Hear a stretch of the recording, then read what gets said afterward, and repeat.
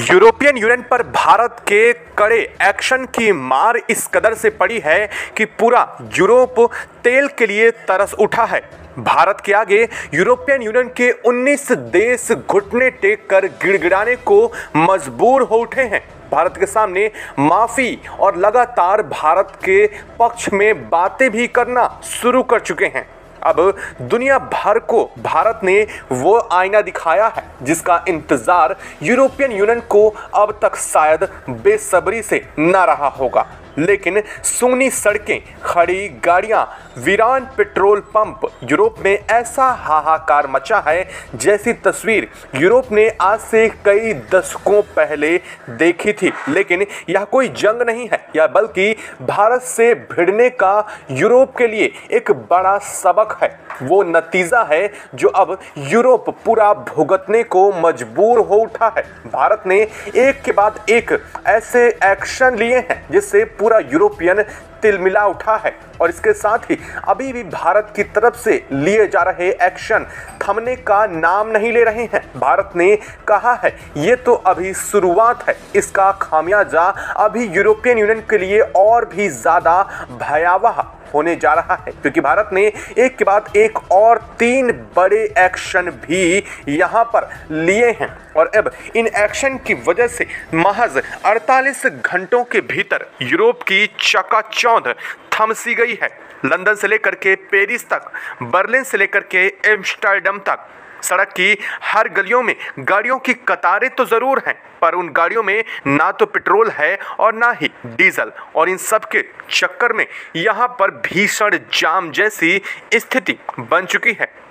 जिस देश को अब तक यूरोपियन यूनियन कमजोर और उसके इशारों पर दब जाने वाला देश समझ रहा था, अब उस देश ने उसे वो ताकत दिखाई है जिससे अब यूरोपियन यूनियन को साफ पता चल चुका है कि भारत पूरे के पूरे होल वर्ल्ड में ग्लोबली सप्लाई चेन ऑयल की कंट्रोल करता है, चाहे वह खुद रिफाइन करके हो या फिर उसे किसी भी तरीके से दुनिया के अलग अलग कोनों पर पहुंचाने का काम हो। भारत तेल का बादशाह बनने के साथ ही अपनी असल ताकत से एक झटके में पूरा का पूरा गेम प्लान यूरोपियन यूनियन का पलट करके रख दिया है। अब एक दो नहीं बल्कि यूरोपियन यूनियन के 27 देशों में से 19 देश भारत के सामने घुटने टेकने को मजबूर हो उठे हैं। अब इन 27 में से 19 देशों ने अंदर ही फूट पड़नी शुरू हो चुकी है। बता दें, यूरोपियन यूनियन के 19 देशों ने भारत के खिलाफ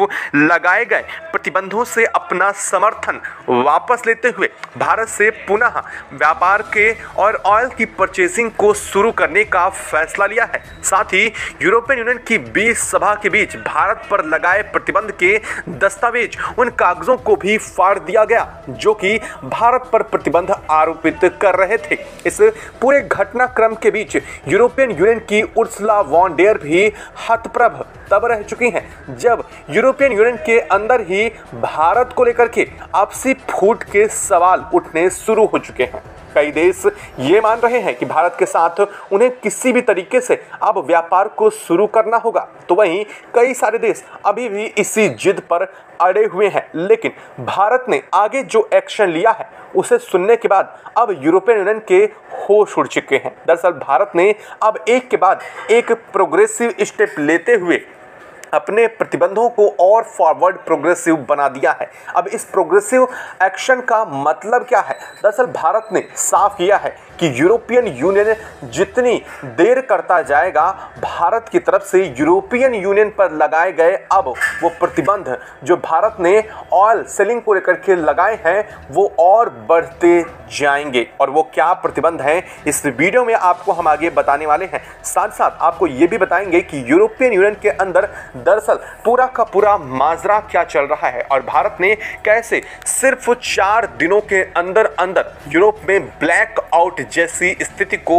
उजागर कर दिया है, बनाने का काम कर दिया है, और ऐसी स्थिति जिसे दुनिया की सुपर पावर अमेरिका भी नहीं कंट्रोल कर पा रहा है। क्या है पूरी खबर, क्या पूरी अपडेट इस वक्त निकल कर आ रही है, बताएंगे आपको इस वीडियो में। तो चैनल पर बने रहें, वीडियो को लाइक और चैनल को अगर अभी तक आपने सब्सक्राइब नहीं किया तो चैनल को सब्सक्राइब कर लें और बेल आइकन को भी जरूर दबा लीजिएगा। दोस्तों, अगर हम वर्ल्ड मैप में देखें तो यूरोपियन यूनियन की जो एक्चुअल जियोग्राफिकल लोकेशन है वो ऐसी जगह पर है जहां से वो अमेरिका से भी इंपोर्ट कर सकता है, इजली रसिया से भी डायरेक्ट इंपोर्ट कर सकता है, लेकिन उसके लिए रास्ता भारत का सबसे आसान पड़ता है। और भारत ने अब क्या किया है दरअसल वो भी समझते हैं। आपको बता दें कि यूरोपियन यूनियन को ऑयल का एक्सपोर्टर कंट्रीज में भारत अकेले 45% से प्लस की हिस्सेदारी रखता है, और इसके बावजूद भारत के बाद लगभग 8 देश ऐसे हैं जो 10, 15 और 20% तक की हिस्सेदारी यूरोपियन यूनियन को ऑयल प्रोड्यूसिंग करने वाली कंट्रीज में इंक्लूड हैं। यानी कि अगर मोटा मोटी बात की जाए तो यूरोपियन यूनियन को तेल सप्लाई करने वाले देशों में से 2 गुना से भी ज़्यादा मात्रा भारत अकेले सप्लाई कर रहा है। ऐसी स्थिति में भारत के जिन शैडो शिप पर यूरोपियन यूनियन ने प्रतिबंध लगाया है, वही शैडो शिप पूरे यूरोपियन यूनियन से लेकर के कई देशों को ऑयल की सप्लाई फिक्स करते हैं। और इन्हीं भारत के जो शैडो वाटरशिप हैं उन पर प्रतिबंध लगाने के बाद भारत ने पूरे के पूरे जो रूट है यूरोपियन यूनियन को जाने वाला ऑयल की सप्लाई के रूट को ही डाइवर्ट कर दिया है, और भारत ने अपने ऑयल को अफ्रीकन कंट्रीज की तरफ मोड़ दिया है। और ऐसा करने का साफ मतलब है, दरअसल अफ्रीका में कई सारी ऐसी कंट्रीज हैं जो भारत से ऑयल की परचेजिंग करना चाह रही थी, और इसी चक्कर में भारत ने सीधे तौर पर अपने ऑयल एक्सपोर्ट को सीधा प्रभावित किया है। भारत ने यूरोपियन यूनियन को जाने वाले अपने प्रोसेस्ड जो क्रूड ऑयल की जगह पर प्रोसेस्ड ऑयल होता है, यानी कि अपना फ्यूल ऑयल है, उसके 40% हिस्से को डाइवर्ट कर दिया है। भारत ने महज 60% की सप्लाई अभी भी जारी रखी है। लेकिन अब बात यही ट्विस्ट आ जाता है कि भारत ने 40% देश जो तेल है वो अफ्रीकन कंट्री को भेजा, लेकिन 60% अभी भी भारत यूरोपियन यूनियन को ही मुहैया करा रहा है। इसके बावजूद यूरोपियन यूनियन में क्राइसिस जैसी कंडीशन क्यों बन चुकी है? दरअसल यूरोपियन यूनियन में हाल ये है कि यूरोपियन यूनियन में 27 देश मौजूद तो ज़रूर हैं, लेकिन इन देशों के पास ऑयल यानी कि क्रूड ऑयल या फिर प्रोसेस्ड रिफाइंड ऑयल का कोई ऐसा सोर्स नहीं है जिसे यह हाईली स्टोर्ड करके उसे लंबे समय तक चला सके। ऐसे में यह भारत की तरफ से दैनिक रूप से पहुंच रहे वेसल्स पर ही डिपेंडेंट रहते हैं। और इन सब चीज़ों पर अगर ध्यान दिया जाए तो सीधे तौर पर भारत ने 40% की कटौती करके ऑयल क्राइसिस जैसी कंडीशन खड़ी कर दी है। हालांकि आप खुद सोचिए कि भारत ने अभी सिर्फ 40% तेल ही भेजना कम किया है, तब यूरोप का ये हाल है। लेकिन अगर भारत इसे 80 या फिर 60% कर देता है तो यूरोप में तेल की कीमतें लगभग 8 गुना तक ज़्यादा बढ़ने की उम्मीद बताई जा रही है। और इसी चीज़ से वहाँ की जनता ने अब इस पर विरोध भी शुरू कर दिया है।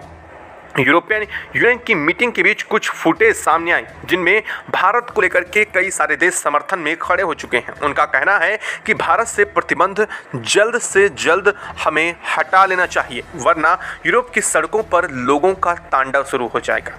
हालांकि इसको लेकर के बता दें कि यूरोप में लोगों ने इस पर विरोध भी शुरू कर दिया है। यूरोप की जगह पर जनता सड़कों पर उतर आई है। कहा जा रहा है कई देशों की संसदों पर संकट और आपातकालीन चर्चा भी चल रही है।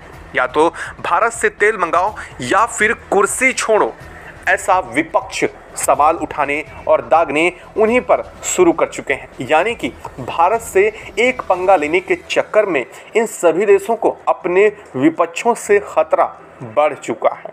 और अब इस पूरे घटनाक्रम के बीच में भारत ने यह भी कहा है कि यूरोपियन यूनियन भारत पर जितनी देर इन प्रतिबंधों का हटाने में पूरा का पूरा यूरोपियन यूनियन लगाएगा, भारत की तरफ से जा रहे ऑयल की सप्लाई और ज़्यादा कट की जाती रहेगी। यानी कि जो अभी 40% पर है वो धीरे धीरे 45, 50, 60 और यह आगे भी बढ़ती जाएगी।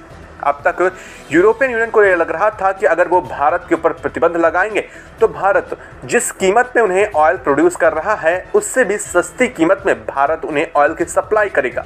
लेकिन भारत ने दिखा दिया कि अगर ऐसा किया जाता है तो भारत ऑयल की सप्लाई को कंट्रोल करके वही कीमत को और ज़्यादा करने जा रहा है। साथ ही भारत ने यह भी साफ कर दिया है कि अगर यूरोपियन यूनियन भारत से प्रतिबंध हटाने में देरी करता है तो सीधे तौर पर भारत अब ऑयल की कीमतों को प्रति हफ्ते 10% तक का इजाफा करता जाएगा।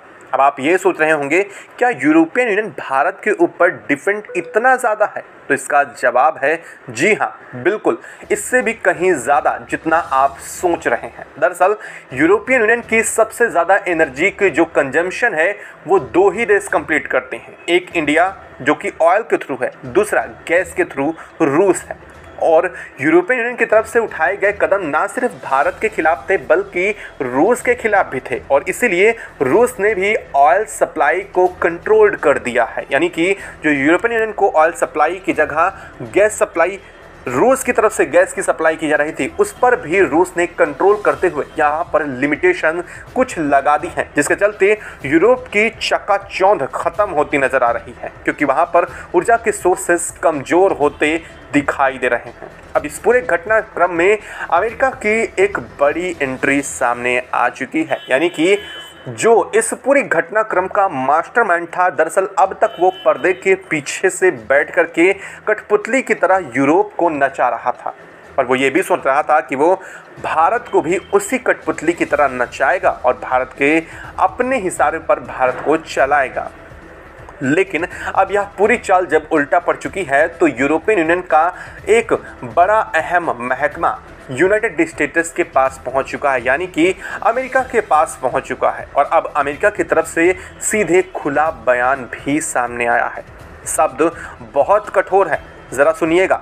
ये शब्द बोला गया है अमेरिकी राष्ट्रपति डोनाल्ड ट्रंप के एक सांसद की तरफ से, हम आपको बर्बाद कर देंगे भारत। ये शब्द किसी और के नहीं बल्कि एक सांसद के हैं जो बिल्कुल विश्वास करने लायक नहीं है, लेकिन अमेरिकी राष्ट्रपति डोनाल्ड ट्रंप के एक सांसद ने यह शब्द का इस्तेमाल भारत के लिए किया है।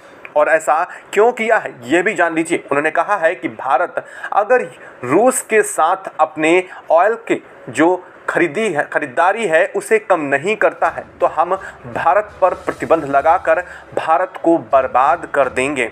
और यह तब बोला जा रहा है जब भारत ने यूरोपियन यूनियन के सभी फैसलों का विरोध करते हुए उल्टा एक्शन ले लिया है यूरोप पर। अब जब यूरोप फंसा है तो अमेरिका खुल करके उसके समर्थन में भी उतर चुका है। यानी इस एक बात से पूरा का पूरा माजरा साफ हो जाता है कि यह सब कुछ किया धारा अमेरिका का है। लेकिन अब सवाल आपका ये भी उठेगा कि आखिरकार इससे अमेरिका को ऐसा करने से क्या बेनिफिट है, अमेरिका को इससे क्या फ़ायदा होने वाला है। दरअसल अगर वर्तमान कंडीशन में बात की जाए तो भारत जिन देशों से क्रूड ऑयल खरीदता है, आपको ये बात तो पता ही होगी, भारत क्रूड ऑयल का कोई बहुत बड़ा उत्पादक नहीं है लेकिन भारत सेलर जरूर है। अब आप ये सोच रहे होंगे कि जब हम उत्पादन नहीं करते हैं तो दुनिया के देशों को बेचते कैसे हैं। दरअसल भारत अपने दुनिया के कई देशों से क्रूड ऑयल खरीदता है और उसी क्रूड ऑयल को रिफाइन करके दुनिया के कई देशों को सस्ते दामों पर बेचता है। इसके कई रीज़न हैं।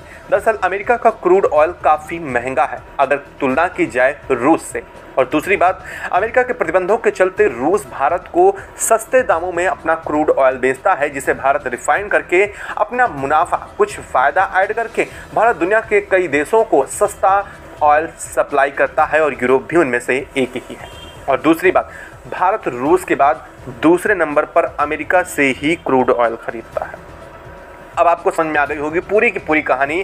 दरअसल अमेरिका चाहता है कि भारत रूस के साथ क्रूड ऑयल के परचेजिंग में कमी करके इसे अमेरिका की तरफ शिफ्ट करे, जिससे अमेरिका का भारत के साथ जो ट्रेड डेफिसिट है यानी व्यापार घाटा जो अमेरिका चल रहा है जिस घाटे में, उस घाटे की पूर्ति इस ऑयल के कंजम्पशन से किया जा सके। लेकिन ज़रा सोचिए कि अगर भारत को हालांकि यह एग्जैक्ट आपको अमाउंट नहीं बता रहे हैं, हम आपको बता रहे हैं कि अगर मान लीजिए कि 60 रुपये में रूस से भारत को 1 बैरल प्रति जो मिलता है ऑयल वो मिल रहा है, लेकिन अगर वही 80 रुपये में बैरल मिल रहा है अमेरिका से, तो भारत को बेनिफिट किससे? रूस से है। और अगर रूस से है तो भारत क्यों अमेरिका की तरफ ज़्यादा शिफ्ट करेगा?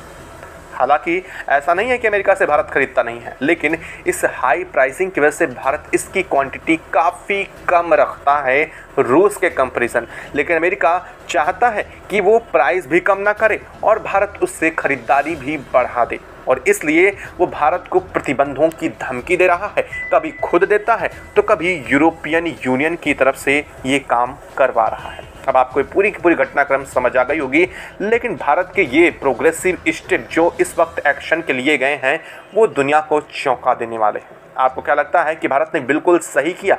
और हाँ, तो कमेंट बॉक्स में लिखकर जरूर बताएं। साथ ही वीडियो को लाइक और चैनल को अगर अभी तक सब्सक्राइब नहीं किया तो सब्सक्राइब कर लें और बेल आइकन को भी ज़रूर दबा लीजिएगा। जय हिंद दोस्तों।